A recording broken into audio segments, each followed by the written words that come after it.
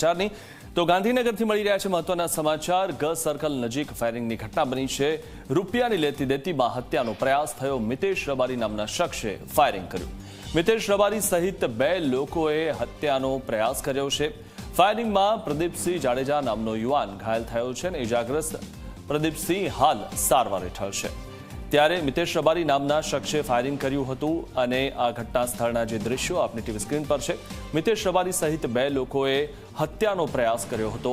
ફાયરિંગમાં પ્રદીપસિંહ જાડેજા નામનો યુવાન ઘાયલ થયો છે, જેને સારવાર માટે હોસ્પિટલ ખસેડવામાં આવ્યો। ઇજાગ્રસ્ત પ્રદીપસિંહ હાલ સારવાર હેઠળ છે અને ગાંધીનગરમાં આ ફાયરિંગ થયું છે। ગ સર્કલ નજીક આ ફાયરિંગની ઘટના બની છે। ત્યારે આ ફાયરિંગનું જે કારણ છે, રૂપિયાની લેતી દેતીમાં હત્યાનો પ્રયાસનું કારણ જાણવા મળી રહ્યું છે અને મિતેશ રબારી નામના શખ્સે ફાયરિંગ કર્યું હોવાનું પણ જાણવા મળી રહ્યું છે। અને આ રીતે ગાંધીનગરમાં જે ફાયરિંગ થયું છે તે સૌથી મહત્વની વાત એ છે કે આ રીતે સરાજાહેર ફાયરિંગ થાય, કાયદો અને વ્યવસ્થા પર પણ સવાલ ઊભા થઈ રહ્યા છે। ફાયરિંગમાં પ્રદીપસિંહ જાડેજા નામનું જે યુવાન છે તે ઘાયલ થયો છે અને આ ઇજાગ્રસ્ત પ્રદીપસિંહ હાલ સારવાર હેઠળ છે।